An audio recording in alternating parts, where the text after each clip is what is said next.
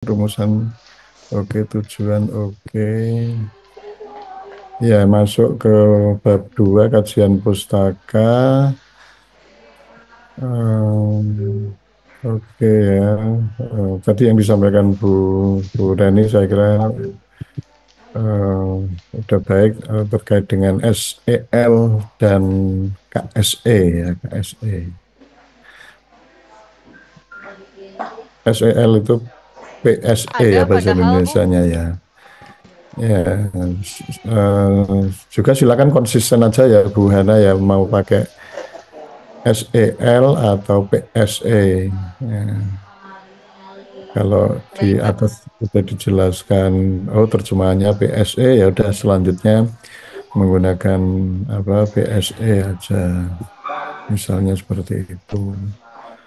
Kemudian, oh lah ini yang nomor 2 KSE kecerdasan sosial emosional ini masih terlalu sedikit ya Bu ya pembahasannya. Ini cuman satu paragraf, kemudian hanya menurut itu aja, menurut NYSED 2018 mencakup 5 kompetensi A, B, C, D, E. Nah, itu nanti ditambahi ya Bu ya menurut sumber yang lain untuk menggenapkan gitu ya. Ada sumber ini, sumber itu. Nah, itu masih kurang yang nomor 2. Kemudian nomor 3, oke, udah cukup lengkap yang PJBL. 14, oke, tahap-tahapnya udah oke. Kemudian, oh, udah cukup lengkap. Nah, yang nomor 4, Bu. Yang nomor 4 ini hubungan antara KSE dengan Project Based Learning PJBL. Itu kan rencananya mau mengintegrasikan gitu ya, bahwa nanti dalam pelaksanaan PJBL ini juga apa menggunakan KSE gitu ya. Kalau apa lebih tepatnya mungkin jangan hubungan ya anunya ya Bu ya. Tapi mungkin integrasi gitu. Kan di atas kalau nggak salah Ibu mengatakan ada integrasi gitu Iya. ya di ada kalimat integrasi yang nomor 4 itu nanti integrasi saya kira itu lebih pas. Nah ini juga masih sedikit banget Bu ya, cuman satu paragraf hanya eh, beberapa kalimat, hanya 2 kalimat. Nah ini nanti ditambahkan karena itu juga masih satu sumber. Sebenarnya menurut penelitian sumber-sumber yang lain itu seperti apa integrasinya. Ya, mungkin udah pernah ada penelitian yang lain yang mengintegrasikan atau mungkin ada sumber buku dari teori dan sebagainya itu nanti ditambahkan supaya berimbang. Eh, Kalau Ibu membuat poin-poin 1, 2, 3, 4 itu kira-kira berimbang proporsinya, tidak salah satu kesedikitan, yang satunya kebanyakan itu supaya berimbang. Ya. Oke, lanjut kajian penelitian yang relevan. Ya, saya kira oke. Saat ada A, B, oke, udah banyak itu ya. B, C, D, kemudian E. Oh ya, 2 daya udah cukup banyak itu. Kemudian,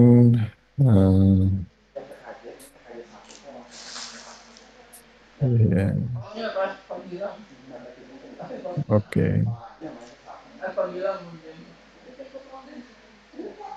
Sebenarnya eh, kajian penelitian yang relevan itu kan istilahnya sistematik literatur review. Jadi tidak sekedar memaparkan penelitian ini dan sebagainya, tetapi Ibu perlu mengkaitkan dengan penelitian yang akan dikerjakan sekarang. Baik. Relevansinya dengan penelitian-penelitian orang lain itu seperti apa? ya supaya jelas posisinya, apa standing posisinya itu jelas bahwa oh penelitian saya itu dibanding dengan penelitian-penelitian yang lain itu terletak di sini, kaitannya di sini dan sebagainya. Itu bisa dibuat kayak summary gitu atau sintesis atau banyak juga yang membuat pakai model tabel gitu juga nggak apa-apa ya model-model tabel itu juga boleh di kajian penelitian yang relevan. Kemudian oke, yang kerangka pikir oke. Oh lah ini yang pertanyaan penelitian. Sebenarnya eh, hipotesis dan pertanyaan penelitian itu kan komplement ya, saling melengkapi. Kalau penelitian itu tidak memungkinkan adanya hipotesis, nah pakai pertanyaan penelitian. Nah, di penelitiannya Ibu ini kan hipotesisnya sudah cukup. Misal, hipotesis pertama, kecerdasan sosial emosional berpengaruh positif terhadap hasil belajar pemrograman web. Itu sudah betul. Nah, tapi di bawah ada pertanyaan penelitian, bagaimana pengaruh? Nah, itu nggak perlu itu, karena kan udah dihipotesiskan. Ya. Udah dihipotesiskan, jadi nggak perlu. Memang sudah cukup hipotesis. Kalau misalnya bagaimana menghasilkan produk bla bla bla itu pertanyaan penelitian. Nah, karena memang hipotesisnya nggak ada untuk pengembangan itu nggak ada hipotesisnya. Jadi udah cukup dengan pertanyaan penelitian. Tapi ketika penelitian ini umumnya penelitian eksperimen itu sudah cukup dengan hipotesis. Ya, hipotesis satu, dua, tiga. Nah, biasanya eh, nanti kalau pas pengujian hipotesis itu ada HA, ada HO, itu nanti. Tapi untuk konteks yang proposal ini untuk pembahasan tinggal dikit, ini kurang 2 menit juga kok waktunya, ya masih ada. Itu pertanyaan penelitian udah berlebihan, nggak perlu ya Bu Hana. Siap. Nah, yang bab 3 desain penelitiannya perlu digambar ya Bu ya, kan belum ada gambarnya penelitian kuasi eksperimen atau eksperimen itu kan ada nanti digambarkan aja kelompok kontrol, kelompok eksperimen, kelompok kontrol, eh, apa, coba nanti Bu cari sumber di buku metode penelitian kuasi eksperimen itu mau jenis yang pakai pretest post-test atau post-test only atau apa itu nanti silakan tapi ada gambarnya gambar kayak kotak-kotak gitu Ya. ya. Nah itu setting penelitiannya juga harus dijelaskan terhadap gambar itu. Misalnya eh, kan ada treatment ya kalau eksperimen. Treatment yang eksperimen itu pembelajarannya menggunakan itu tadi ya, integrasi ya. Yang kelompok kontrol pembelajarannya menggunakan apa. Nah, itu dijelaskan juga di situ. Kemudian termasuk pembelajarannya nanti berapa minggu, berapa pertemuan dan sebagainya eh, didesain tadi itu dijelaskan di situ ya. Kemudian tadi ada tekniknya simple random sampling ini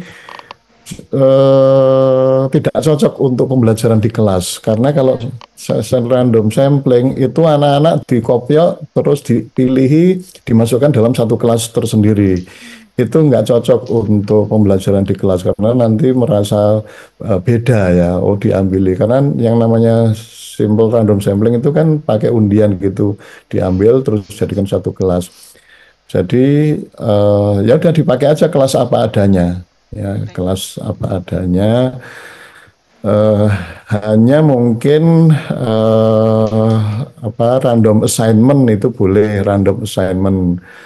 Eh, Random assignment itu yang jadikan kelompok kontrol dan kelompok eksperimen kan kelasnya banyak itu kita random misalnya ada 5 kelas nanti yang kelompok eksperimen itu kita random oh mungkin kelas A kelas B ya itu random bisa tapi kalau anak-anaknya kita random itu nggak bisa Ya.